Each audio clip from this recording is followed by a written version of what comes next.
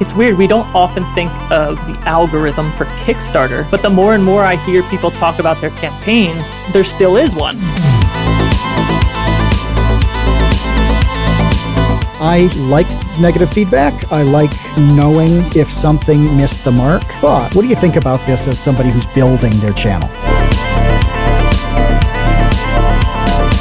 Really what I'm trying to do is like, hey, this is my recommendation, but it is literally geared toward if you have A, B, C, D lined up, and that's all similar to me, and that's why I got this. I just want to be very specific with my advice at the end of the day.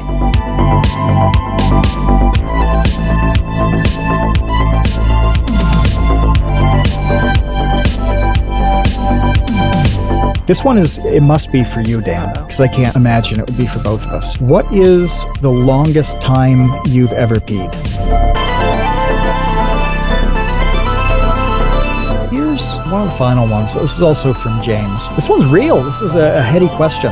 Which is the worst of the 7 deadly sins? Do you have a go-to worst sin straight away? You have entered the Create Unknown. I'm Matt Tabor. I'm usually here with Kevin Lieber, but I have a little bit of news. There are a lot of options, and I want everybody listening live to choose the option that they think is reality. Kevin has been in prison in the past for sardine fishing, illegal sardine fishing. Is he back in sardine prison? Have I finally killed him to wear his skin and pretend to just live his life until I'm found out? That's a valid option. Is it A or is it B? It's not either of those two things, but that's the third one. If you haven't seen his latest Vsauce 2 video about whether a toothpaste sandwich can actually brush your teeth as you eat it, there's a point in it when we talk about tooth whiteners. He talks about tooth whiteners where it's about the Romans using urine, the ammonia in urine to whiten teeth, and he drinks what appears to be urine. It's actually apple juice, but let's say he got pee poisoning. That's a good C option, isn't it?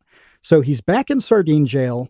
He is a victim of a terrible crime for me, or he's succumbed to pee poisoning. A, B, or C. We just had a thing where Kevin had to skip out minutes ago, and I mean minutes. One of those like non-emergency emergencies, something you've got to deal with straight away, but isn't like life-threatening or anything. So that means I am with Dan Yoshua, who has worked with us on the production side for a while now. Like, what has it been, 6 months? I think since August. Yeah, maybe more than 6 months. And I wanted Dan to jump in and talk to everybody with me here, which that's the format today. The format is going to be talking with the episode chat. We got a few things to discuss. We got a few things YouTube related to discuss, but then we're going to roll with it. We haven't done that in a while. But Dan is awesome here because he really has lived out a lot of the things that we have talked about, where he wanted to go independent on the creativity side, and has been through a little bit of a journey on that in 6 months. So Dan, what has that path been? Sure. And the first time I talked to Kevin, remember that life emergency that was non-threatening that put me on the spot? Yeah, thanks for that. Yeah. Is what I'll be saying to him. So I think I started with you guys before I had quit my day job, kind of a nights and weekends thing. By schooling, by trade, I'm a data analyst and did that for about 7 years. And at some point, wanted to jump pretty strongly into the creative stuff. And, obviously 2020 was a weird year for everybody.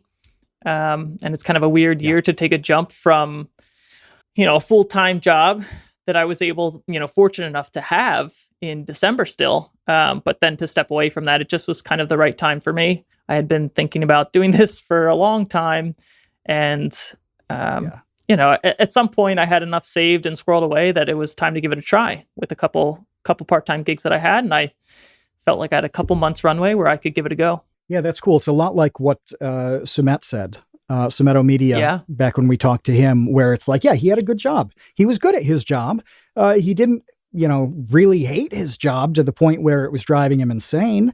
He just wanted to do something else. And so he took, he did that for years. He got a little money together, waited until he was in a position where he could make a good run at it. And then, well, he tried to quit and wasn't able to. They kept extending his quit date, but he's finally out now. But that's a good way to play it. And specifically, what are the kind of verticals that you're focusing on? Because media is a big place. Yeah, that's a great question. Primarily photography. But more and more so, I make some of that freelance money through podcasting. And so just this month picked up a few others, now that I'm non-exclusive TCU. I hate to break that on the air here. I didn't actually know this. Yeah, I know. Surprise. It's a mix of excitement and betrayal. Yeah. It turns out helping on podcasts is a really great way to get into kind of anything creative, right? It's, if you're not involved with the production, it's largely remote. And so that's a great benefit to be able to mix that around, on-site photography, for instance, or just to do that on the side as you're doing your full-time role before you make that transition. So that's why it was super awesome to help you guys out, and why it's going to be super awesome continuing to pick up that type of work for me, at least. Yeah, and Ben, producer Ben, who does all the editing and stuff now, he's honestly got a really similar story where it's like, yeah, you help some people out, you do a few things, it works out, you do more, and eventually, you've got a good thing rolling. And you guys are in two very different places in life. He's quite a bit younger. Yeah, he's 8 years ahead of me. Tremendously. In a way he is, and that has its own pluses and minuses, but it's paid off for him just tremendously with like gaudy, shocking financial aid for university. I can imagine. Like, it should be illegal for somebody to be awarded that much money on their merit. But he has done it successfully. And yeah, it's just cool to see so many people we know, whether they are infants, toddlers, like Ben, somebody who's in the middle of things like you are, somebody like Sailing Doodles, who is our age, quite a bit further in the game, make the switch, like Food for Dogs. I don't know exactly how old Britta is. I just know she's older than us. But she certainly had like 30, 40 years of solid career before she made the switch. So truly, from that should be the title of our Create Unknown book, is like creativity from fetus to grave. Like everything in between those two bounds is perfectly valid. Where do I reserve my copy, and will you sign it? Well, I will. I bet Kevin declines that one. He'll be too busy skips that book signing to put his name on those. Yeah. He has an urgent, non-life-threatening emergency that day. Yeah. This is your inflection point if you're listening, though. If you're live, too. This is the point at which you decide, are you a listener of the Create Unknown? Are you a fan of the Create Unknown? Or are you just here for the international wanted criminal, Kevin Lieber of Vsauce 2? This will determine whether you continue or not. So choose wisely. We hope to see you at the end of this.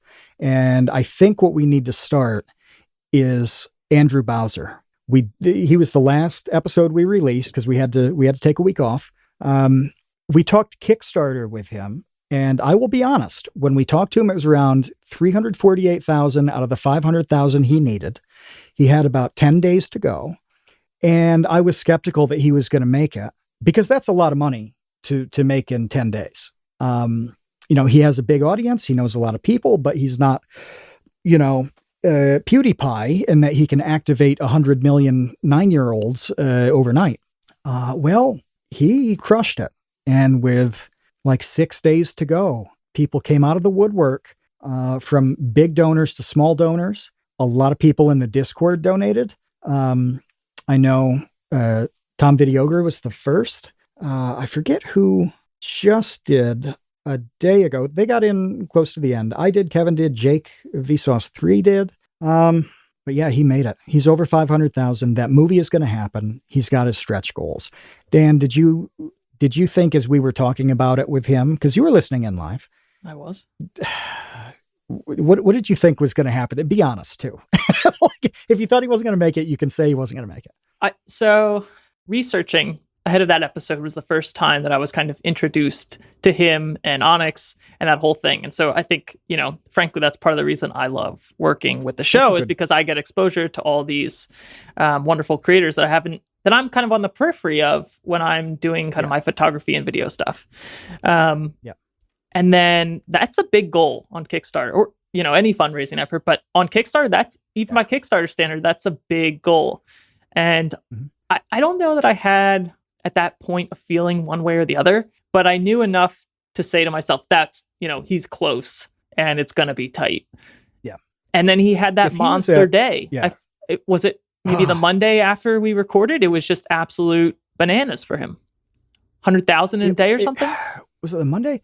It was a Monday, or I feel like it was the Wednesday, because it definitely was the day after we released the episode to patrons, which I'm not saying there's a correlation there. I'm not saying that the patrons of the Create Unknown raised $150,000 for Andrew Bowser overnight, but I'm not saying it didn't happen either. But you're not saying it. I understand. That's right. I'm just saying, isn't it a coincidence that these two things happened in tandem? But yeah, if he was at 450 when we talked to him, then I'd be like, hey, 90% of the way there, final stretch, this is definitely going to happen. But it's exciting. We talked about Kickstarters with Rusty Cage. He's done them on his Requiem for the Crazies series. And his goal, I think, was 10,000 for this latest one, which he explained in the episode that wasn't actually where it needed to be. He just wanted to successfully fund it and have a high percentage, because then it will boost him on Kickstarter to be like 250% funded, I've heard more of that recently, that's kind of, it's weird. We don't often think of the algorithm for Kickstarter. But the more and more I hear people talk about their campaigns, there still is one, right? And it's hitting that front page. And apparently that's one of the better ways to do it, is to set that lower goal than what you need, which to me is inherently a little bit risky, because on Kickstarter, if it's funded, it's funded. And so it would be awfully weird to go back to your Kickstarter backers and say, we hit our goal and we're only halfway there. You're right about the Kickstarter science, though. That's definitely a massively important thing. There are places that specialize in it. I actually went to Yerevan in Armenia for a few weeks in 2019 before COVID, and spent a few weeks with a group there that's what they do. They run crowdfunding campaigns worldwide, and they're very, very good at it. They get products funded that are kind of wild. They had an electric bike that was quite different than what's on the market now.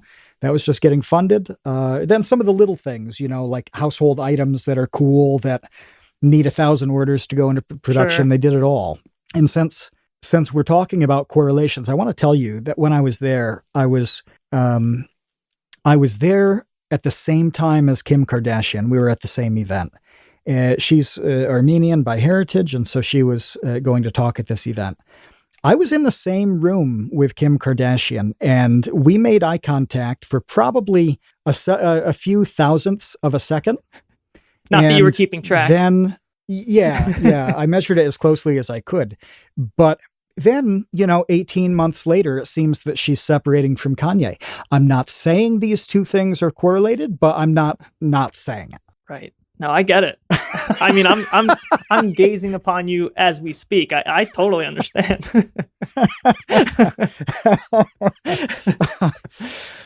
But yeah, it's great to have talked to a couple people now very recently. Rusty was episode 81-ish, plus or minus, right? Yeah, I should know. I should be able to pull that up, but chat is doubting me. We have Tabor officially delusional. It hurts to read this. It hurts even more to have to say it into the mic, but here we are.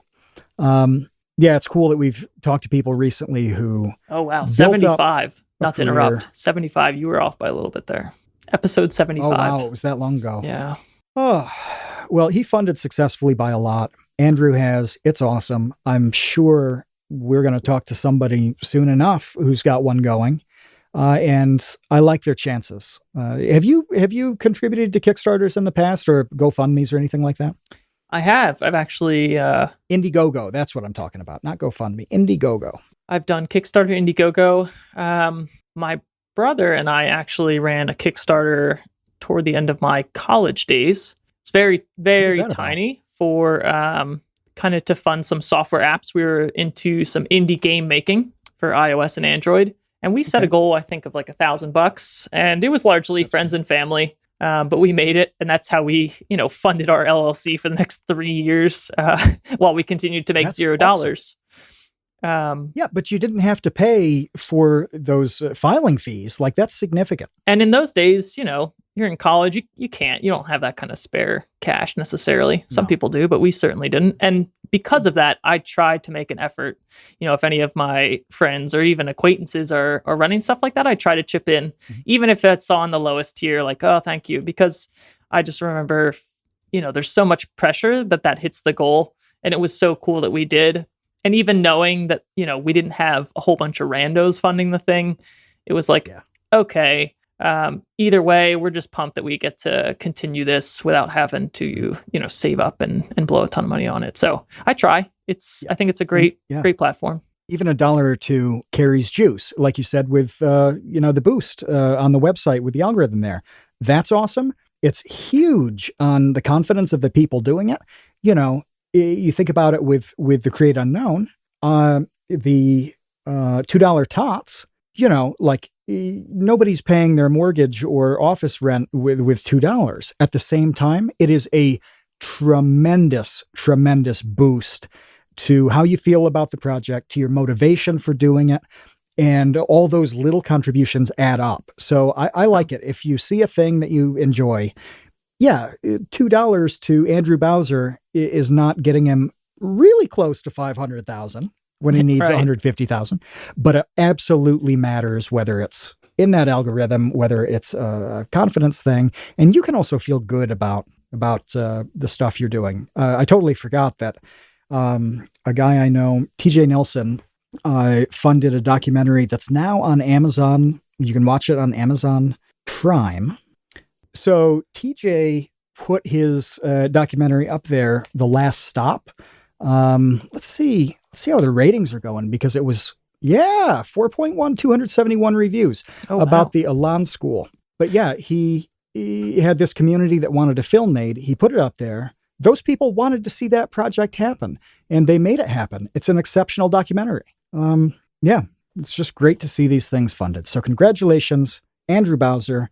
Congratulations to Onyx the Fortuitous, and we look forward to seeing this movie. Perhaps they come back on before the release. I don't know. That's a good idea. Yeah, I like that. And maybe even when the pre-release drops, if it's available, that people could get their hands on a stream, pre-sale kind of thing. That's cool. I like it. I'll tell you what I dislike. Hit me. It's a button. It's called the dislike button. Did you see what happened on YouTube with this dislike button? I have seen. I haven't checked my own account. As far as I understood, they were rolling that out slowly, potentially. Yeah, it's in some beta kind of thing. I don't know who's got it and who doesn't, but you've got a channel, and likes and dislikes matter. That's generous, but thank you. Oh, it's growing quite quickly. Like, being able to see this from 0 on the way up. Your pace is enviable. So we'll pop that link in the description. It's too bad Tom isn't here right now to link it in the episode chat. But don't worry, I have it on my Control V. YouTube... It's what lives on my clipboard all day. You have it tattooed on the side of your neck so you can just pull your shirt down and show people. Yeah. YouTube, they say that for the mental well-being of creators, due to years of feedback about this, they will be removing the dislike button from videos, but it's unclear what's happening. The dislike button is there. The count of dislikes is what won't show. Oh, interesting. I didn't know that nuance. Yeah. So if your video has 10,000 likes and 4,000 dislikes, we, the audience, will only see those 10,000 likes. I don't know if you'll be able to see the dislikes in the dashboard, but publicly, You won't be able to see them. Andy in the episode chat asks the number one question here is, how are we supposed to dislike YouTube Rewind? That's kind of what did it. We even did an episode on that in the early days. Like, was that 2018? That might have been 2018. Oh, that's an eternity ago. Yeah, it was like in the teens in episode numbers. Yeah, Dan the Latch says 2018 about the YouTube Rewind. What's next for them? Well, we kind of hypothesized that this kind of thing would happen, but we're in a different spot than you are, right? And I say we as in Vsauce 2, the Vsauce channels like that. I like negative feedback. I like knowing if something missed the mark, if a substantial percentage of the audience dislikes something. I like being able to quantify that. It's a really important thing to take back into your process. But that's a different position than somebody who is kind of early in the game. Somebody like you, Dan. What do you think about this as somebody who's building their channel? I'm a little bit that's too early to say that I'm upset. I would hope that you can see that within the creator studio. And okay, so you want to know. I want that feedback because, I know some people, I'm sure that are larger, get videos that just get ganged up on, right? At some point that dislike starts to just, it's a ticker that you can't stop. I get that. And I imagine that could be and would be at some point tough mentally just to kind of reconcile, right? So like that's not lost on me, but I'm like you, I want to know that if this video isn't hitting the mark, what's happening there on the dislike counter.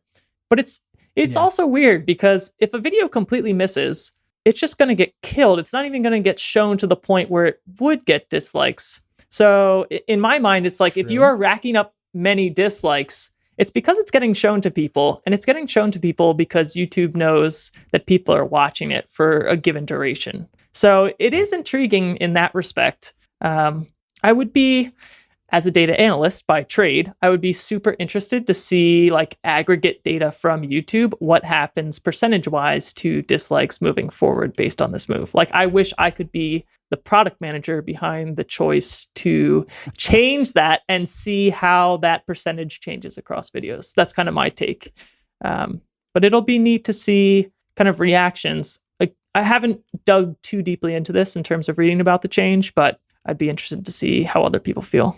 Do you have an early sense yourself? Like, are people celebrating this or kind of torn? Or it's tough for me because I don't follow a totally broad range of people on places like Twitter. It's pretty narrow. It's people relevant to Vsauce stuff. It's people in the Create Unknown community. Right. And then it's just people I happen to be friends with or whose content I like. Well, that heavily biases everything, to funnel into like palatable things for Matthew Tabor. This is not a broad cross-section. So the people I know overwhelmingly thought this sucked. Rusty Cage had a tweet about it that Team YouTube actually replied to. Oh, wow. Yeah, that was a very good one. But yeah, I mean, it's unclear what is going to happen here, whether it's going to slam that data in your face in the studio anyway.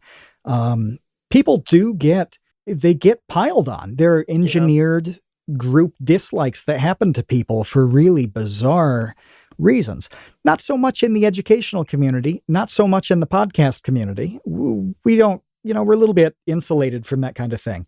Does it happen in the makeup and beauty community? Yeah, it's all over. Drama and commentary and all that stuff, which you'd almost expect. Right. But I'll tell you who had a really good take on this. Jabrils, who was on with Kevin on Stereo. And by the way, all the people in the Create Unknown community who came out for the Stereo conversations, it's a really cool platform where you can ask audio questions live. And Kevin really liked piping people in to do that. And some of you guys asked shockingly good questions. Well, the first one he did was with Jabrils. So Jabrils tweeted that he's somebody who learned to code online. and learned a lot of those types of things online. When he was looking for tutorials, it was incredibly useful for him to see the amount of dislikes on a tutorial. If it had 700 likes and 1,200 dislikes, he's not going to choose that one. He knows that it's probably not what he wants. Right. That was really interesting because I hadn't thought in terms of something like selecting tutorials, selecting something that's authoritative. Let's say it's a history video. Well, if it's completely wrong, it might have a whole bunch of dislikes. So yeah, it can open up possible abuse. That sucks. I'm glad that those people can have something done about it. But it really removes a piece of authority that's a testament to your content being good and your content being useful. Seeing that ratio of people who enjoy a thing versus do not enjoy a thing, that's pretty big. And people in the episode chat, I see Jeff says that hiding the dislikes is dumb. You guys, seriously, weigh in on this. We want to read it out. We want to know what you think on it.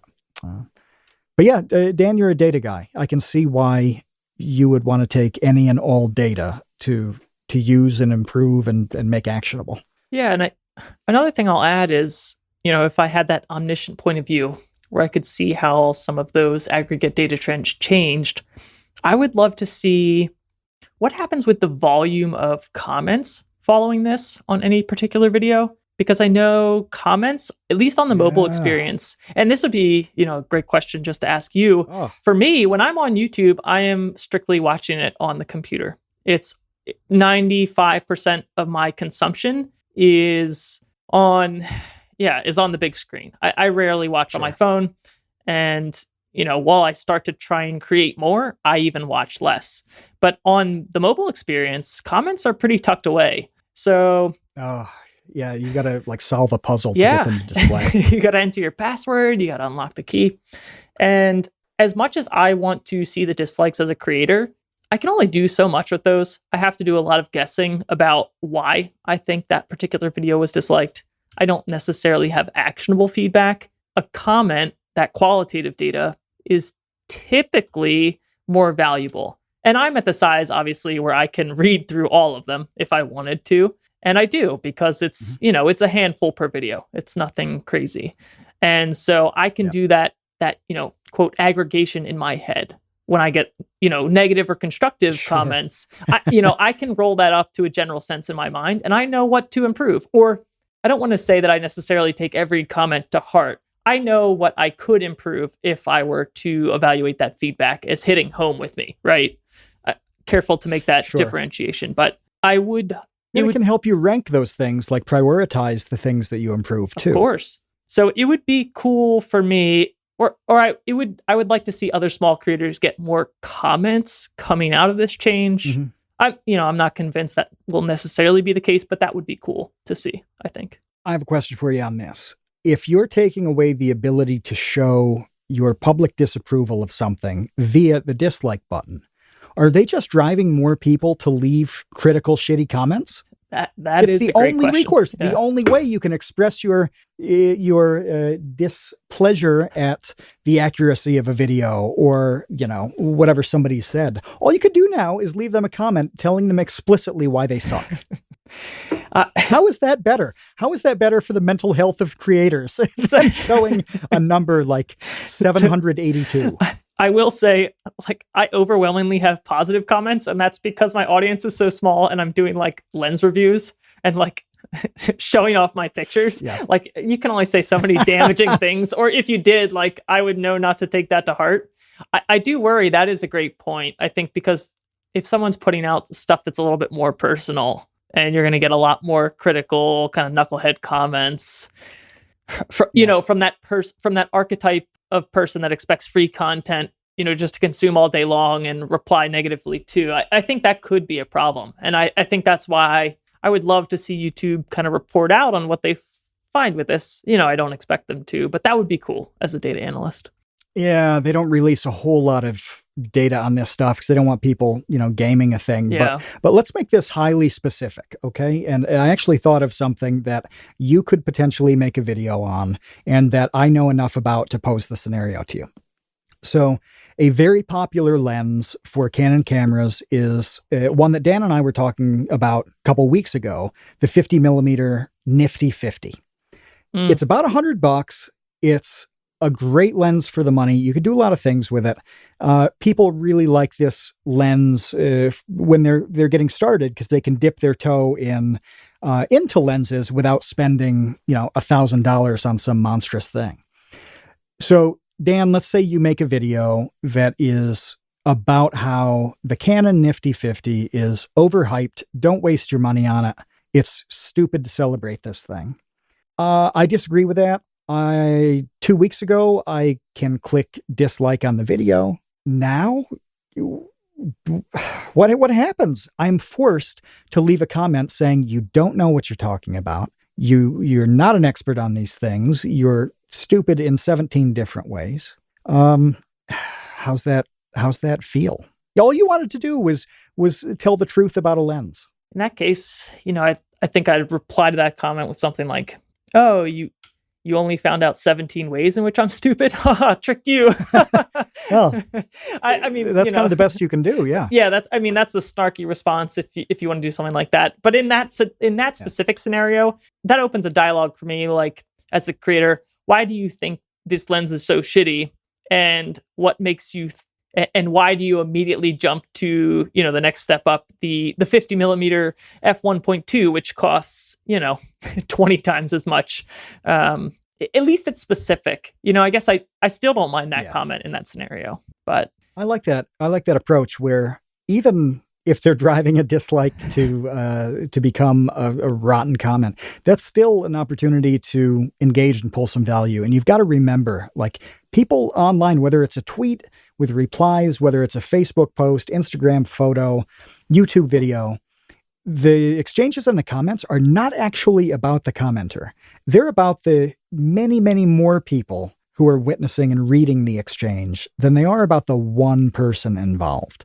That's absolutely critical. So, I used to do some policy back and forth. This is boring, so I won't go into it. But it was never about arguing with the person who liked the other position. It's not that. It's, you're making your case to the 50 people who are going to read it, not the one ding dong who's on the other side of the thing. That is a great point. And if we care to spend any more minutes on diving into the specific of lenses, I did have a comment recently. I reviewed one of Canon's new budget super telephoto lenses, right? And so, okay. And what is budget? Like for that's a great question. The people who have only a thin sense of this. So, what are we talking? Budget in this case, I think the new price is maybe $800, but it's like, oh, what is not budget then? The budget is the Nifty 50. Non-budget would be, so for a lens that would shoot as far and give you the equivalent reach, a non-budget lens would literally cost thousands of dollars. Think price of a used car. Okay. And so Canon did this thing where, so 90% off is a hell of a jump down. Sure.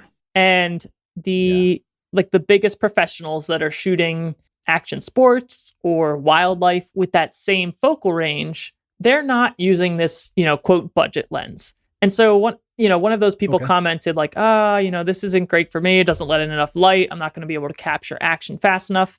And I totally understand that, but they were kind of trashing it on the basis that it wouldn't work for them. But really what I want to show in my reply to that comment is I totally understand. I get it. You're at a different place than who I'm trying to make this video for. And second, who is ending up buying this lens. If you're buying a $4,500 right. long range lens, you're not really interested in their $800 offering. It's just two separate audiences. But it was weird because that lens specifically got a lot of hate, and I'm not sure why. I think those professionals might have felt threatened, maybe isn't the best word, but it's just an offering that opens up that long range shooting for more people. And I think it was accepted by the community in the wrong way. And so I got a little bit of that on that video. But to your point, my response, I want to make it specific enough so that people know the context in which I'm replying and not, so they can make their decision based on that context and not just a broad piece of advice. That makes sense. And it reminds me of the things that I encountered when I was looking for a car. Today in the Baby Gang, we were talking about tires. A bunch of people like Jeff and Conrad and a couple of people know quite a bit about cars. Isaac is looking for a new car. I just got one. Andy knows cars very well also. So, but when I was looking in forums and stuff like that, I had a Honda Civic. It was very simple. It was, relatively inexpensive. No frills at all. It eventually died. This happens. I ran the thing into a natural, normal death. Well, I needed something new. And it was the same type of feedback where people are like, oh, this, the performance on this thing is amazing. And I'm like, come on, I have to drive on like dirt roads and go 25 miles an hour. When I go, I go into town now and again, like literally like 7 times a year I go into town. What I need a car for is like to go to my parents' house and then drive to and from airports, which when life is normal, I do that a lot. Right. If a flight is cheap in Boston or Newark or Toronto or Montreal or Buffalo or Pittsburgh or Philadelphia, that's, going to be a substantial drive to get there. Well, that's what I need a car for. I'm not zipping around. I'm not hauling things. And people don't seem to understand that the selling points to one person may not matter to the other. Right. And the limitations, like in the case of this lens, the limitations very well may not factor in to somebody else, who's a bit more casual or has different needs. Yeah, I feel like that's a big theme on the internet and providing advice. And I feel like in the, quote, influencer economy, a little bit of that has been lost because, for some people, there's benefit in, providing recommendations for mass audiences. But really what I'm trying to do is like, hey, this is my recommendation, but it is literally geared toward, if you have, I don't know, A, B, C, D lined up, and that's all similar to me, and that's why I got this. I don't want to ever like provide any. I just want to be very specific with my advice at the end of the day. And I think like generally parts of, I don't know, the internet has gotten away from that. It's very important, I think, as consumers and just content consumers to recognize that advice is highly specific, or should be, in my opinion. Yeah, that's the name of the game, though, is figuring out what somebody needs. And like, I'm not trying to get too meta on this, but this is the basis of pretty much all education is to be able to teach somebody something effectively and develop them effectively. You need to know who they are, how they operate, and what they want. If it's a technical thing, like let's say it's algebra, well, yeah, I can probably get away with like a 200-person lecture hall, and if you follow along, you're going to come out of it knowing algebra. That's fine. But for most other things that are beyond kind of an intro level, you really have to cater it to somebody's needs. Right. It's like that with like giving analysis and advice to people who ask about, how do I develop a YouTube channel? Well, who are you? What is your stuff about here? I actually did this fairly recently, and I want to make sure that I don't dox anybody. But somebody who wanted to get into, in the Create Unknown community, we're talking on Discord, wanted to get into the types of stuff that I do with Vsauce 2, that you, Dan, do with apparently the multiple many podcasts you're sleeping around with. Yeah, I see. And we had a conversation, and honestly, the place you start is seemingly irrelevant things. Like, kind of, what are your interests? What kind of music do you like? What books do you like? These things, it sounds crazy, but these things reveal stuff about you that makes it easier to give advice that fits. We, through this conversation, kind of revealed that this is somebody who values and likes kind of order and structure, right? Right. Other people are the complete opposite of that. Like, they're allergic to, here are the 5 steps that you need to take. Well, that would be wrong for a lot of people. Probably a better fit for this guy. But yeah, this stuff is critical to making progress on everything from a conversation to making a video stick with its audience. And that's really what people don't try to do, whether it's a forum or a Twitter thread or anything else. Like, no, I'm just going to ram my perspective down your throat and not think for a second about your circumstances or why you might value this thing differently. Right. Part of that, I think is maybe a good call.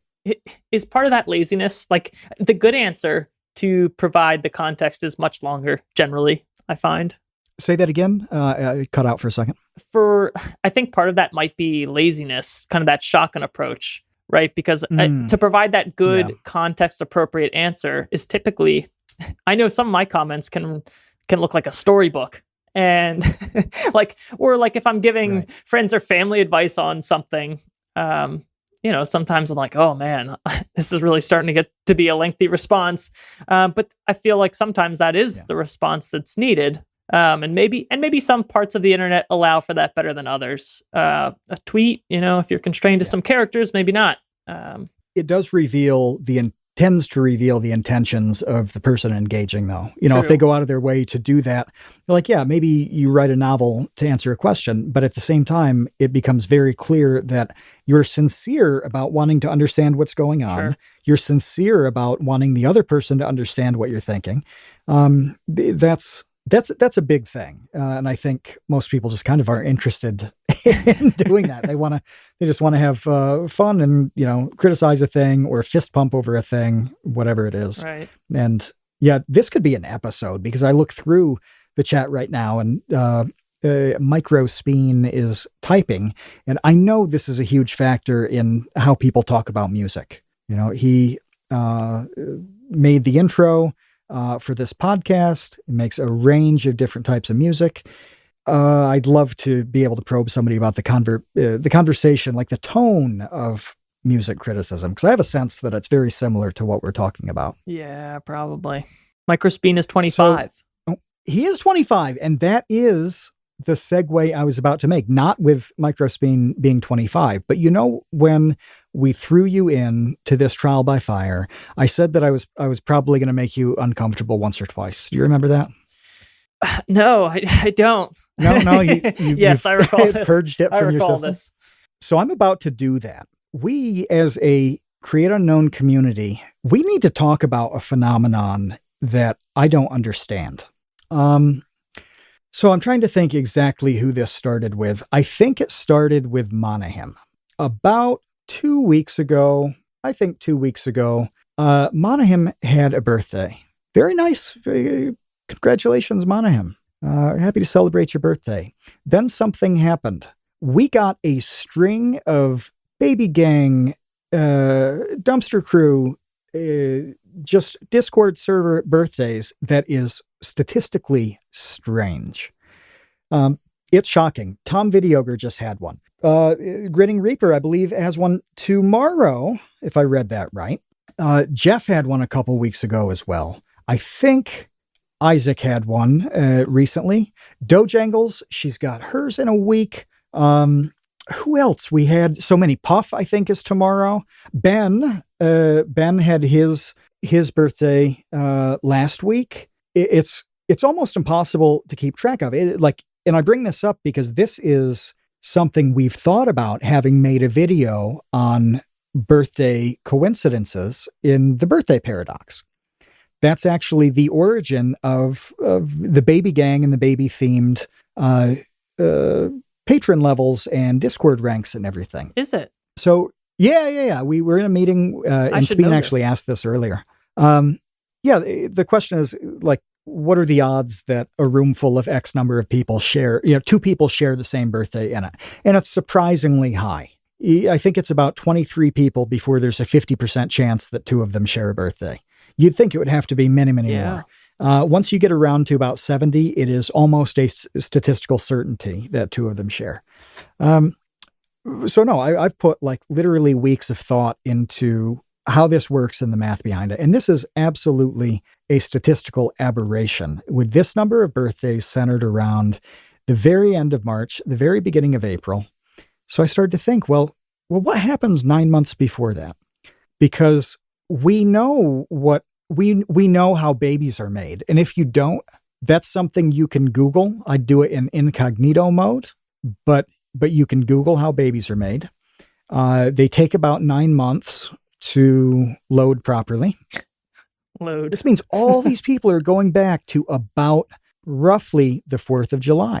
That might explain something. 4th of July hot dog cookouts getting crazy for the U.S. people. But it doesn't explain Puff. It doesn't. He's German. It doesn't explain Tom Videoger, who's Australian. We have plenty of people who have no reason to celebrate the 4th of July. So my question to you, Dan, is what are the parents of Create Unknown listeners doing on the 4th of July weekend that makes this happen? Oh, that is tough. It's almost as if... There's an answer here, and I need to know what it is. It's almost as if they're... the stork is flying overhead, and they're giving it a little sip or two of the alcoholic beverages, and the stork is just getting wild, right? That's what I'm seeing in my incognito mode here. So it's possible here that and by the way, people who are listening live, you're in episode chat, give us your theories on why this happens. Oh. Sheep says that Mama put on an American flag bikini and it was inevitable. It's possible. I like the stork theory that it's sort of like, Santa must have an optimal path to reach all those houses in one night. Maybe the Create Unknown has discovered where the stork is mid-year. Is that possible? Chinchilla is just saying the summer is wild. It's just the But it's time. not summer in Australia. Like the seasons are swapped. So, you can't say like, oh, it's the peak summer and it's hot and wild. Well, maybe it is. And I'll tell you the truth, for people in places like the Northeast, it is miserable at that point in the summer. The humidity is high. Nobody has central air. Life sucks. You don't want to be within 10 feet of someone, let alone baby making. When you say no one has central air. Well, I guess some people do. I've seen it on TV, but air conditioning in the summer for me. I hear that it's a thing that people have. So for me, I live in a somewhat windy area, and that means that I can open up the windows on two sides of the house, and it makes a cross breeze through the middle. And that's kind of the best I can do. Dan the Latch has central air. I know he's up in our quadrant. You must, because you're talking about it like everybody's got it. I'm basking in it right now, Wait, you have the air conditioning on or you have heat on? Yeah, I have the air conditioning on right now. It got a little balmy today. It's hot enough. I'm on the 4th floor. It gets a little warm. Oh, okay. That makes a trying difference. To celebrate my first appearance on the audio track here. Treat myself to a nice even 72. It doesn't run. Oh my God. It doesn't run that hard during this time of year at all. It horrifies me if I'm in a spot that is that warm. I think I've said this talking to people in the baby gang. So I keep my house at 58 in the winter because I found out that right when you go below about 58, that's when your fingers start to kind of constrict. Like it's hard to type is what I'm getting at. I need to be able to type. I can always put on a sweater. It's much harder to strip down. But I can always put on sweater and lined pants and all that. So yeah, I can keep it cold. But yeah, optimal for me, like when I go to a hotel room, they usually have a bottom limit. I don't know if people know this. They probably haven't tried to go that low. But like in Las Vegas, I'm in hotels quite a lot.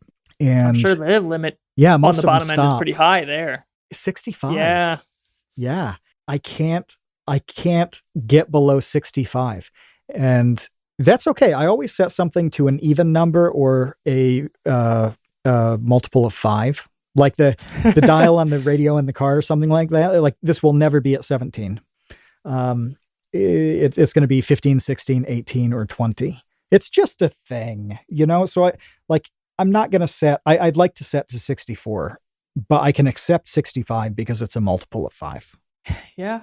I mean, I think I've just revealed, even though Kevin isn't here, I think I've just revealed what his life of working with me is actually like. He can confirm next time. Yeah, I hear you. No, there's no reason to chill on those super uneven numbers, and that is a fairly high lower limit, I guess, for that region. It makes sense, but if you're someone who needs it colder, that's not going to help you that much. No, and I do understand their logic, because people they can sometimes go 2 days or more without going back to their room in a place like Las Vegas. Yeah. So what's somebody going to do? Set it down to 60 and then take off for 3 days? Like, this is insane. And almost all the rooms have massive windows. Insulation is not top notch in most of those hotels the way it would be elsewhere. So I get it. I don't like it, but I get it. Okay, so we took a 60-second break. We asked for questions, statements, topics. It may have been a mistake. We have so many pinned comments here that we came back to. But let me see. So Origins of the Baby Gang, I want to expand on that. This is from Micro Speen, who is now 25. This is your birthday gift. So we had this meeting with people from Patreon, and they just explained what their kind of top tier service was, and kind of selling us on that. And we were a part of that for a while. It really didn't work out for a lot of reasons. So we just went to a simple thing. But in that meeting, it was with a couple women who, they're giving us ideas about, like, hey, you can do this with the community, you can do that. And we just got this idea to do a baby themed thing, starting with the babies in that Birthday Paradox video. And Kevin and I are sitting there riffing about weird baby names and baby situations and whatever. And at a certain point, we just looked up, and those women were just sitting there like horrified. They were so confused. They had no clue what was going on. So we were like, well, we'll get back to you. So would you like to join the baby gang? Kind of dipped. I know. We just kind of dipped out. But yeah, that was a kind of a funny moment that it paid off, because Infantry and Baby Gang is, you guys make it happen. You seriously do. And it's something I look forward to when I wake up, is loading up Discord and seeing what happened overnight in the Baby Gang. So thank you for that. This one it must be for you, Dan. Uh-oh. Must be for you, because I can't imagine it would be for both of us. What is the longest time you've ever peed? Yeah, you just couldn't imagine that would be both of us. No. It's got to be more than a minute, but probably less than 5. And I imagine in the circumstances where you would urinate for more than 1 minute and less than 5, any number of things could be happening. And so that's probably as narrow as I can pin it, I would say. I actually really distinctly know my answer to this. About 20 years ago, I was living in Boston, and I needed to drive to my parents' house in New York to get my driver's license replaced, and then be back in Boston that night. And it's about a 4.5 hour drive, something like that. I was really zipping through. I was going quite quickly, which I don't do anymore. But back, when you're younger, you do some of those regrettable things. And I realized that at the pace I'm going, I can make this trip in under 3 hours. So I'm going along there, and like maybe with an hour and a half left, I really have to pee. I'm crunching the numbers. Can I afford to do this? How fast will I have to go to make up those 3 minutes? It was not going to happen. There's no way that I could stop and do it. It was a borrowed car too. So it wasn't even an option that's like, I will just piss this seat and vacuum it up later. No, like even the crazy options weren't options. Hold on. Is that an option with your own car? This is news to me. I mean, at least it would be my problem, exclusively my problem. True. I'm not saying it's a good option, but it would, it exists. I made the decision to gun it, and I thought, I'm going to do this. I'm going to make it happen. I got there 2 hours, 59 minutes. I made it. Wow. It was incredible. So the problem is I pull up in the driveway. I couldn't get out of the car because I was in so much pain that just my body could not stand up because I had to go so badly. When I finally did go, I don't know how long it was. I can't even give you an estimate, but it was the longest of my life. And it also was the most relieving of my life. Was it more than a minute, less than 5? It was more than a minute, less than 5. I think that's a good window. I think that's the official answer. Let's see. Oh, this one legitimately is for you, Dan. What headphones do you have? I think the Arctis 5, maybe 7. I'm not sure. I think they were... Is that a company? Is that a model or what? It's a model. I don't even know the company. I'm trying to look real quick. I think they were... Well, headphones are a thing recently. I know Lars of the First Podcast just recently bought a Bang & set. It was an incredible sale. Trev got them too, some Sony headphones that are exceptional noise-canceling headphones. I have the Bose QC 35, the Quiet Comfort 35, and I do not regret that purchase. They make plane rides bearable. So I'm a fan of good noise-canceling headphones. Imagine. These are SteelSeries. I should have known that. I bought them at the start of 2020 for the new job I had was going to be, jokes on me, it was going to be part remote anyway. And so I wanted to get something a little bit better than earbuds. And little did we know I would have them on 10 hours a day. You're not alone. Boromir has the Arctis 7. Fancy. Also from SteelSeries. So this apparently is a thing. APM got Soundcore Life Q30 this week.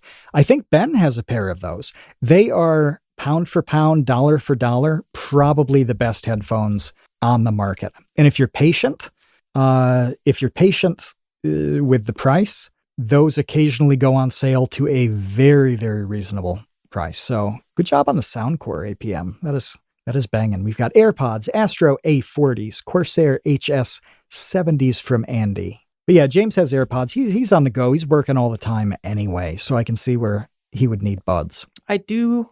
I have a pair of the original AirPods that I got with the phone. I do love them for a lot of stuff, just to have even only one in the ear while running around the house. I think that's, if you're in a relatively small dwelling, they do the job for most stuff that isn't too hardcore.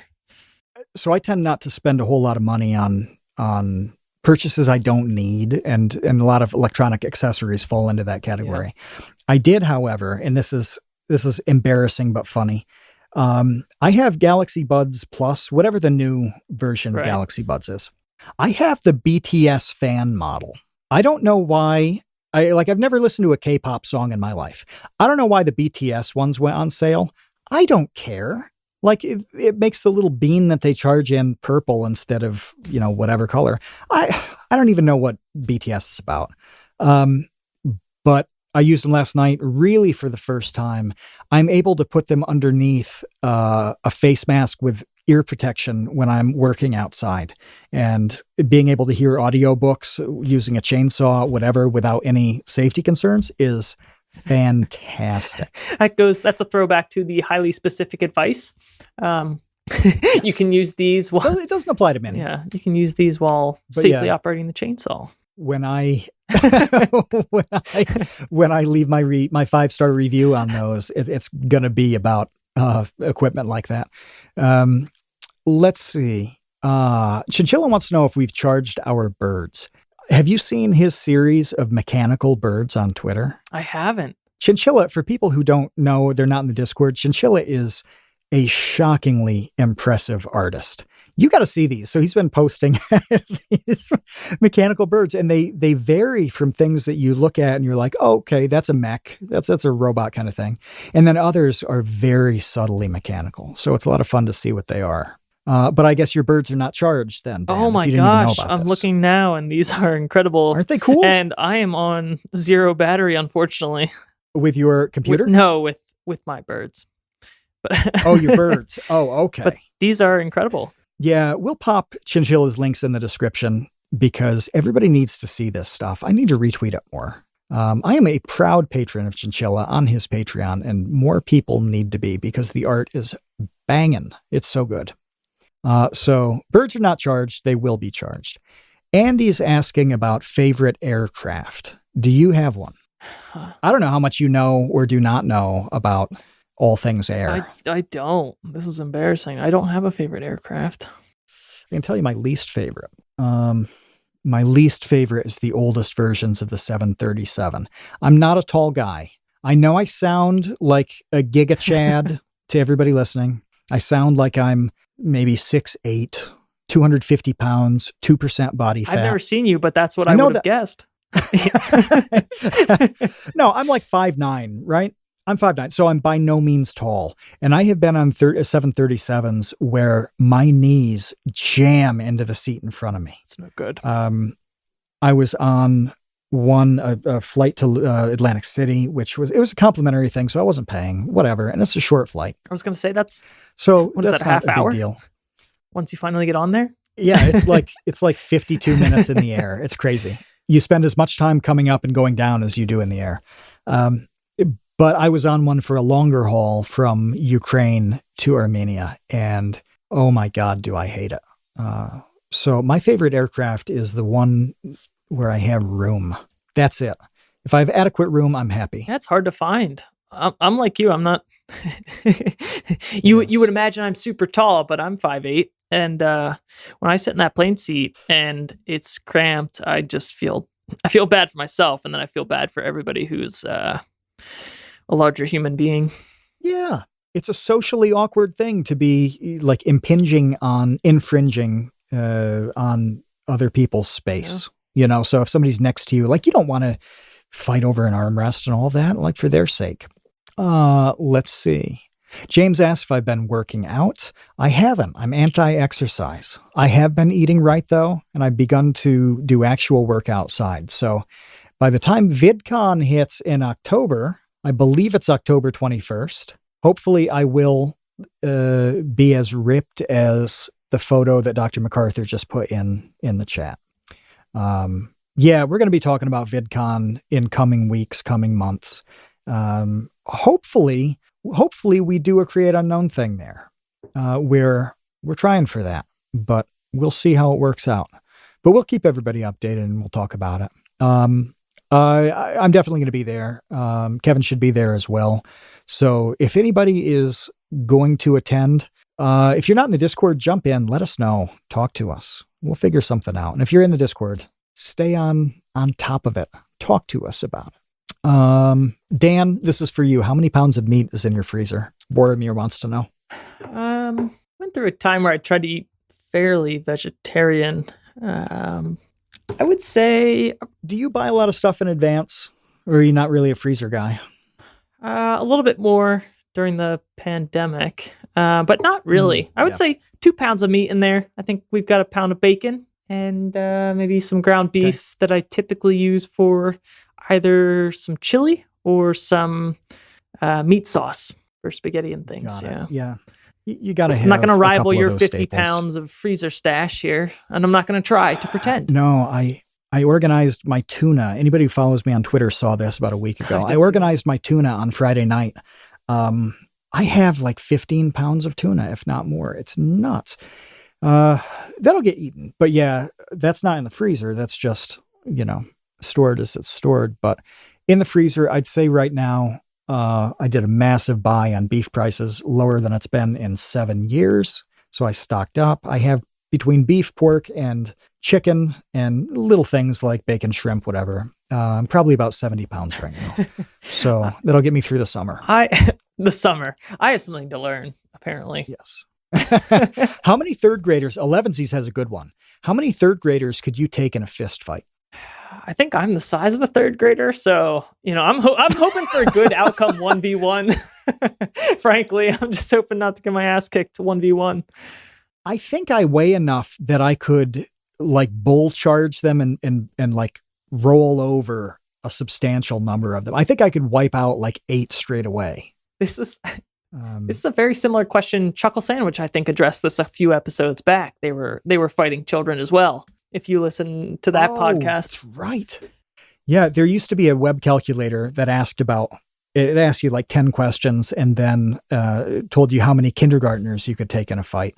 That's not available anymore, but I wish I remembered my number. But I bet third graders are not small. Like they're about 8. 8-year-olds are kind of capable. Kindergartners are not, but 8-year-olds begin to matter physically. I think I probably top out at 12. 12.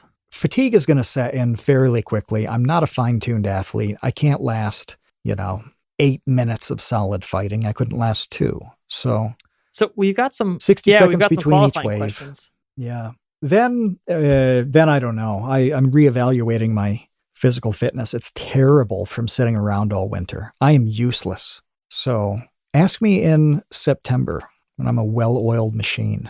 Let's see. I'm trying to find one from somebody who hasn't asked. Oh, Dan the Latch, are you ready for White Boy Summer? And I'm hoping, Dan, that you can tell me about what the White Boy Summer phenomenon is. Have you seen it on Twitter? When you say you're hoping that Dan can tell you, you're responding to Dan the Latch here or me?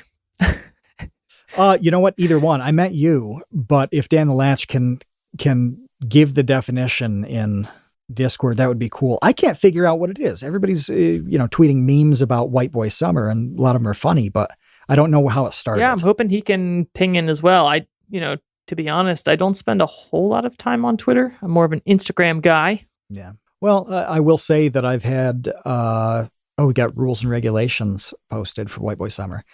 I will say that I'm a veteran of them, having naturally experienced 38 of them. Didn't really have a name. I just showed up. Andy says, TCU VidCon when? Yeah, we really are going to go into more detail about VidCon as details pop. They only announced it about a week ago. Yeah, I wasn't sure it was going to happen, but it is. If somebody can correct me if I'm wrong, I think it's about October 22nd to 24th or something like that. It's a Friday through Sunday in October. It's in Anaheim. They'll probably have their Disney Day on Sunday, which is cool. I will very likely come out for a few days before and a few days after. Andy's not unreasonably far from Anaheim, so he should be able to make the trip. Some people live right in California. That'll be cool. It's going to be good to see people. It's been 2 years, and 2 years in the YouTube world is an eternity.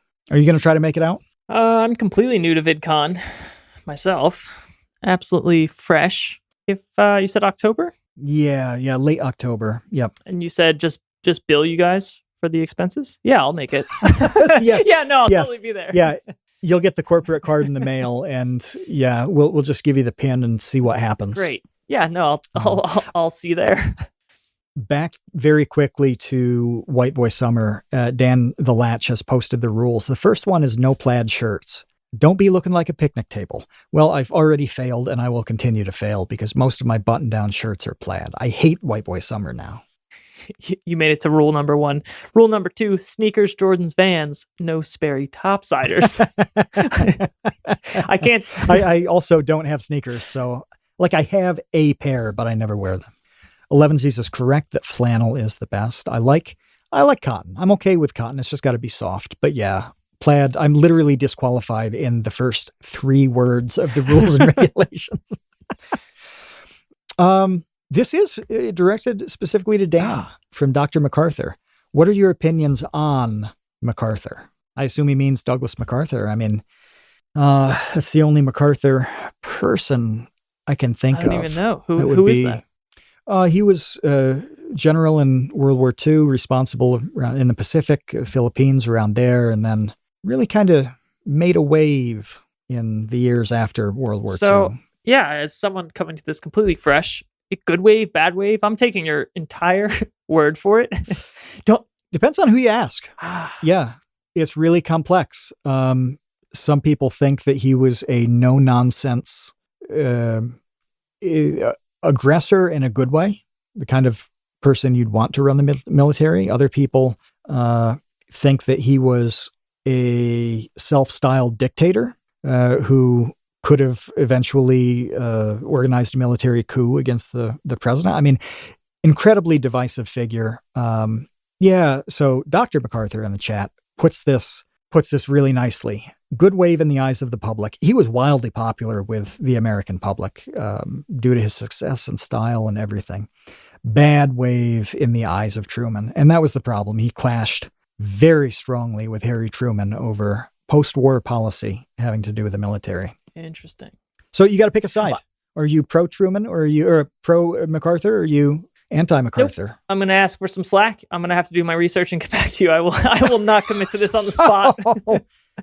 So you're pro-fence riding. Yeah. That's what I'm hearing. And chances are I'm not going to be back for a long, long time. So I'm just going to disappear off into the sunset. Well, it's one of the more complex 20th century figures, if not the most complex. Yeah, it's really nuanced. And so when people in Discord do talk about their personal passions, and MacArthur is one of Dr. MacArthur's interests, it's pretty neat to see the rabbit holes that they go into and what they do with it. That's awesome. So keep talking, weirdos. We like it. This is good from Isaac. You got to pull up the pinned comments here. I'm going to describe this for audio listeners. Disneyland is advertising a hot dog stuffed inside of I'm loading this. It's stuffed inside of a dill pickle that is fried and served with a side of peanut butter. So this has like a breaded crust on the outside, like a chicken finger or something. So you've got hot dog surrounded by dill pickle, surrounded by breadcrumbs that you dip in peanut butter. This is on a stick. What's your position on this, Dan? So you've left out an important detail here that I'll call attention to. I did. The defibrillators are extra. They don't come included. Oh. So it's kind of a question whether or not you have money to afford them. I think I'm into it. I don't know about the peanut butter. I don't think I'm dipping it. I don't think I'm spreading any of that PB on this pickle. But otherwise, Isaac is working, I think I'm into it. Yeah.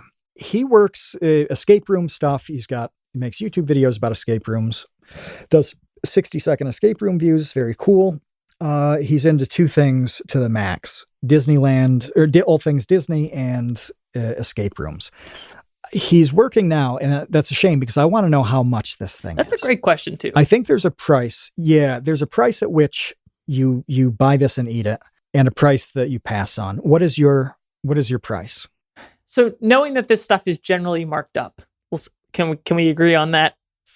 Disney prices are not going to be cheap. And I've been to Disney in a long, long time, or even as an adult, technically. Let's say sub $6. I'm all into it.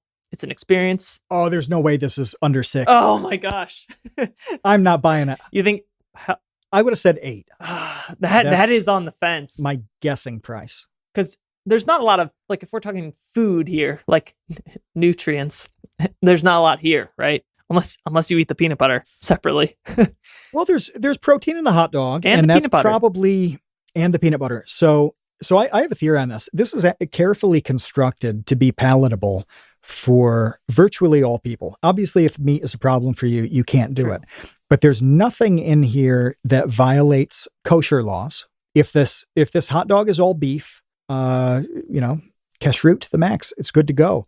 There's no dairy that it's going to interfere with. The peanut butter is fine.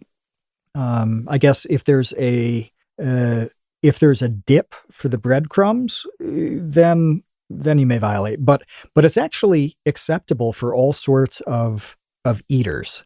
That impresses me. Somebody put a lot of thought into this. I like that point. And another great point here, Dr. MacArthur, back to that point. I've already gotten into Disneyland. What's another $2? My wallet has been ravaged. Why would I let that be the make or break? I hear that. I understand. Oh. I guess. Elevensies posted a cross section. Did you see this? No. Oh, it's glorious when it's cut in half. Yeah, we need to find out how much this is. If we do go to Disney Day at VidCon, I am going to eat one of these. I want it. I want to try it. I guess I splurge. I would 13. Ooh. Is that confirmed? Is it $13? Oh, that's a lot. I can't do 13. That's where I draw the line at 13. I mean, I draw it earlier. That's than 13, a lot of money for. Yeah, I can't do 13. I would max. A pickle dog is $13. Wow. There's the panko crusted pickle. You got to be kidding me. That's a lot. I would have topped out at 10. But to the peanut butter part, I know that sounds weird, but many months ago, like might have been 2019, Isaac talked about how good peanut butter is on hot dogs, and that it was something that we all needed to try. So it must be a thing. It's a thing, I guess. Pickle dog. I can't do 13. That's outrageous. This is a question that neither of us is going to answer. I'm going to throw it out there to show the depths of degeneracy. Speen asks, how big is your pickle dog? Yeah. We're going to pass on that, Speen. Sorry to ruin your birthday by not talking about wieners, but here we are. Let me see. Calling for the arrest of Speen in the chat. There. Yeah. How was the pee break that we took? It was adequate. It was good. It's always tough when it's rushed. You got to get back to the desk, get back on the air. But I assume that you had a 5 out of 10 experience as well. Yeah. I mean, the alternative was that I haven't invested in kind of a piss. What does Michael Reeves say? What is it called? A piss jug? Yeah, I haven't invested in one of those. So I'm going to give it a 7 out of 10 because my alternative was not so great. I don't have a piss jug, so it wasn't going to be a good scene.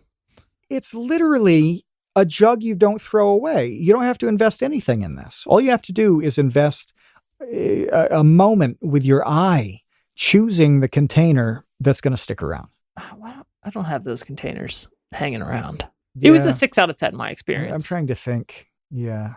Gatorade, wide mouth Gatorade bottle is a popular choice, I think. Powerade, all those things are popular with the gamers. And welcome to Tom Videogre, who has made it. I know the time is tough with him. His vessel of choice is the Gatorade bottle. Right. It's confirmed. Tom approved. Off the top of your head, yes. If Tom approves it, that's a thing. Wide mouth Gatorade, yes, that's right. Off the top of your head, you're doing the calculation, Dan. This is from Andy. How many days until June 17th? You've got 5 seconds. 60? Okay, go. 60. 60, it's got to be closer to 80, because what? April's 30, let's say 30 a month. April, May, that's 60, and then 17 then. 31. Does May have 31 as well? Yeah, I think so. Maybe? Yeah, it does. So that's 62, and then... I only had 5 seconds. And then 17 is 79 days. That was harder than it should have been. I plugged that into, the Googles. The Wolfram alphas is what I would put that into. I got it wrong, because April only has 30 days. So 78. God, what a useless. They were trying to get us to say the gamer number. And I think they miscalculated. You rascals. What they don't know is on that piss break, we collaborated on this comment and played dumb. Okay, we know exactly how many days until June 17th. Okay. But Andy asks about if we can get any voice actors on the show. Yeah, we've actually talked in the last few weeks about what we want to do in the rest of the year. We really want to broaden things. Musicians would be awesome. There are a bunch of really cool possibilities there, from older people to newer ones. Voice acting, that's solid. All sorts of creative arts. There are really compelling stories across the board. So yeah, you're going to get voice actors, and people in other fields are going to get their chosen personalities too. Dan can attest that we're in a little bit of a limbo on booking. We're trying to sort out a couple contractual things. But yeah, once we get the green light, then we're kind of going to blow it out. Put me in a weird spot. I can attest to it, and I can't say anything more. Okay. That's it. That's it. All you have to do is attest. He is not lying to you. He's not lying to you. You have to confirm that there are things you can't discuss, but you have to confirm they exist. That's the tightrope walk. I can confirm this fact, and that's all I can do. But it's something that should deliver 50 to 52 uninterrupted episodes over the next year. And that's why we needed to take a very quick break, because we, skipping a week there, it was a good time with Vsauce 2 work, but also the likelihood that we will skip a week in the future is incredibly low. So we took it when we could. And here we are. Speen's got a valid question. We've only got a couple more. What's a guy got to do to get some salami in here? I haven't had salami in years. It's been a while for me. Has been years, but it's been pre-pandemic. Yeah, that was a pastime for me. We used to do that big time for school lunches. It's good. It's cheap. It's nutritionally, I love it because it's got a fair bit of fat. I love fat in terms of nutritional value. It's got some protein, pretty high on salt, which I don't care about. Really solid in that sense. So I'm a salami fan, but yeah, pepperoni is really where it's at for me. Yeah. I have... Wait, hold up. You like salami and you don't like pepperoni? No, I like pepperoni. Oh, okay. Yeah, I probably like pepperoni better, especially cut as lunch meat, like real thin and larger slices that you can mix in with other meats. Yeah, I'm into that. Oh, yeah. There's a company called the Sausage Guy. They're out of Buffalo, and they sell all the supplies to make sausage, which is, I get sausage supplies from them, but I've never done curing of pepperoni or salami. I've never made it. And that's something that I would like to do in the coming year, is really put a good effort toward making pepperoni properly. So that you can bring it to VidCon. That's best. I can bring the pepperoni to VidCon. Yes.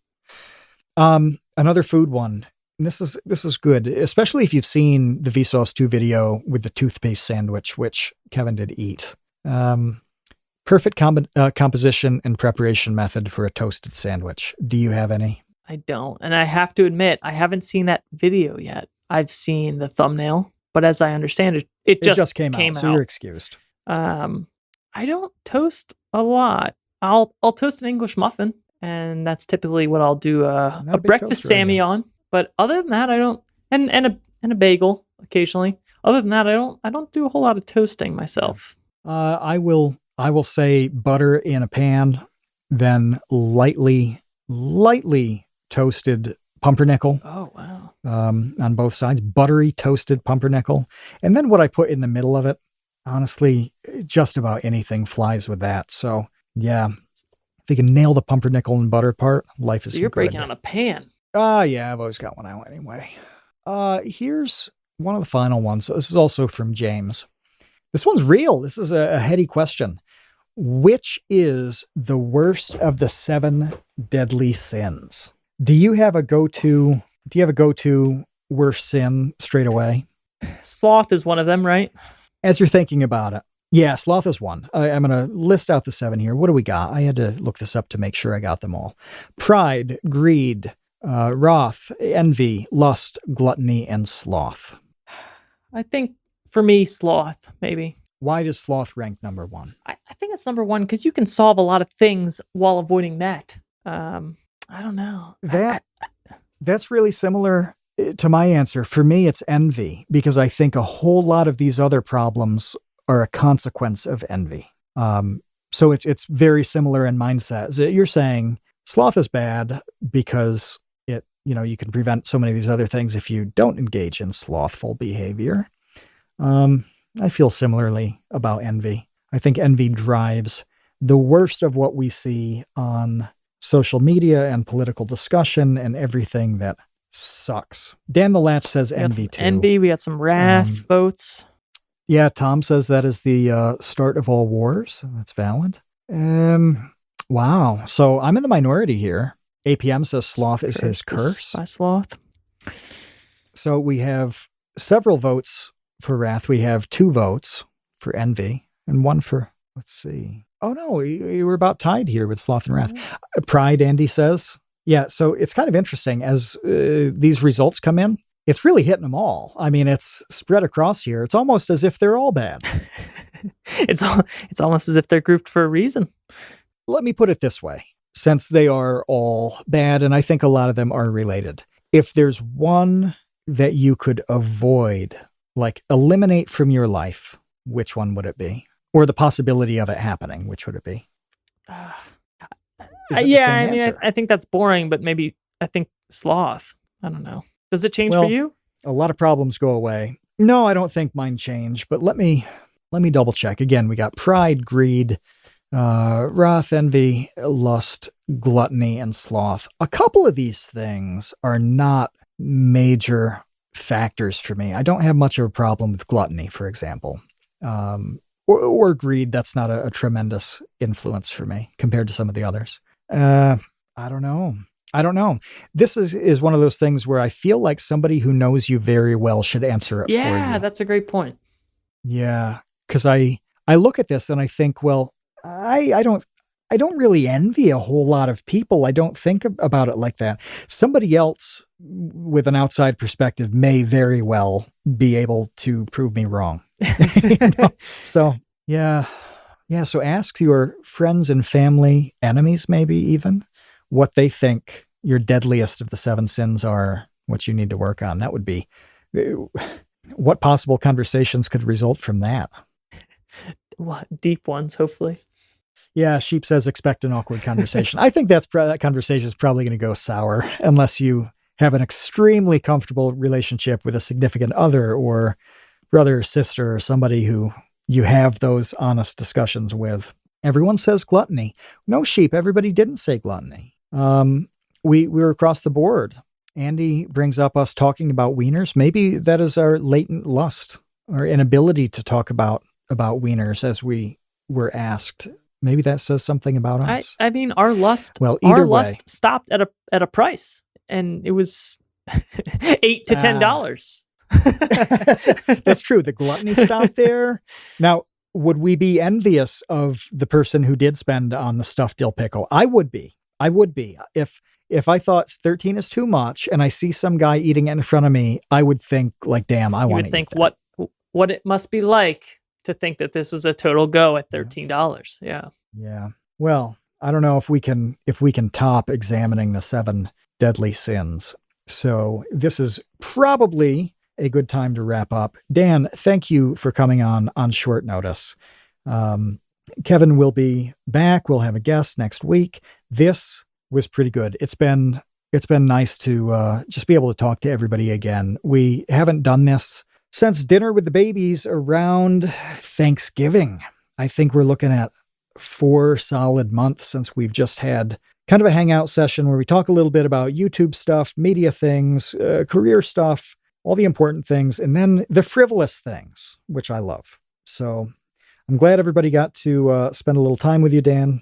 I hope you enjoyed jumping on. I love this. I'll take pretty good. That highly exceeded my expectations. The problem is that now in the next week, we're going to start talking to you about the podcast that you need to start to have. So get the gears churning. It's going to happen. Right on Chinchilla points out, start thinking about it because you absolutely should have one. Chinchilla reminds us all to charge our birds. That's good.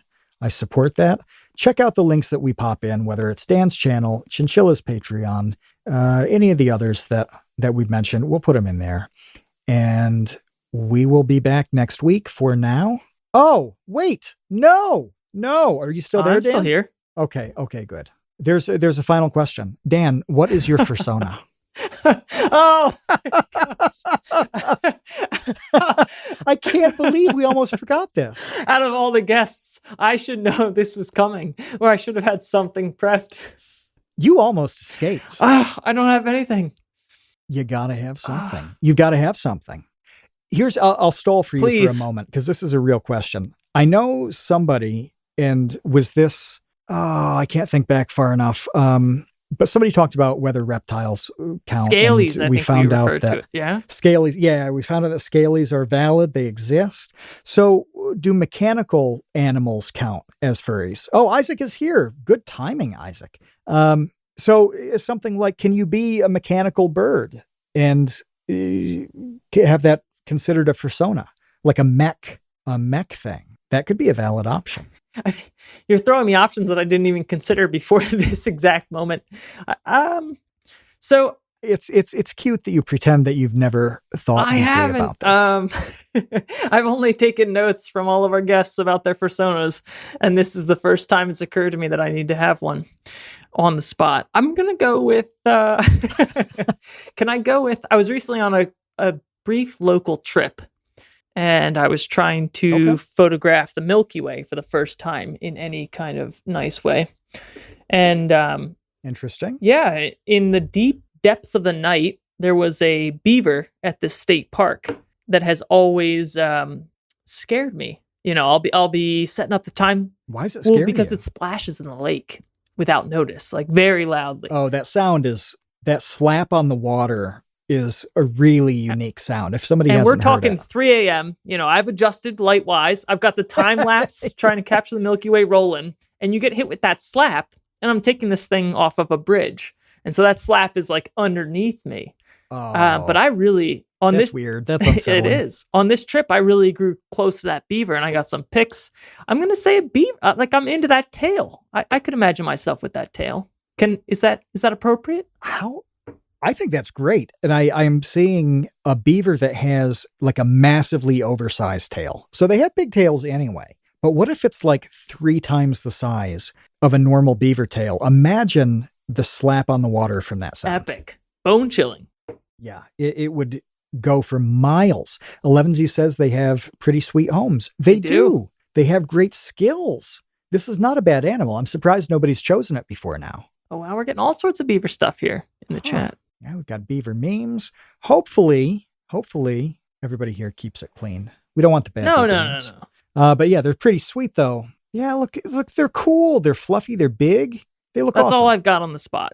That's as far as that's good. It has I like it. progressed. So your persona is a beaver. We can check back in a year and see how I've added some detail to that. When we check in a year, you had better have the full fursuit. You'll have attended conventions wearing it. You'll have a name. I'm sure Isaac can hook you up with the people who sew those things. I hope so. They're not cheap. It's only like 2,000. No, they're only like 2,000, 2,500, I think. That's what he said. So sell a lens or two. Get a little scratch together and start working on your custom. I make that 2 beaver weeks suit. Working for the Create Unknown. Yeah. This is where somebody needs to Google like how long days are on other planets so we can get the proper number of years of TCU work on Earth. All right. Well, now that we've gotten the most important question out of the way, it is time to close. We will be back next week. Kevin will be back. We'll have a guest. We'll be back to normal. Thank you for sticking around, asking a million questions, doing the back and forth. It was good. And now I get to say this, that 85 times, 84, 85 times he said it and I haven't. I've never had to say it. See ya, Space Cowboys. Thanks for listening to The Create Unknown. We'd like to extend a huge thank you and congratulations to the Tots and Dumpster crew who save tiny little lives every month. A tremendous shout out to our elite baby gang: Trevstead, Boromir, Bot Dogs, Chinchilla, Isaac, Conrad, James, Jeff Davis, Patrick Pister, Baseweight, and Dojangles. And thank you to our grizzled, battle-hardened child infantry: Jen Mefisanti, Kevin Menard, Mikhail Steinke, Risebread, Sean Malone, Monahim, Ryan Kinder, Sheep, and Maruko. Thank you as well to our producer and editor Ben Webster and to our media manager Dan Yosua. The Create Unknown is an Unknown Media production.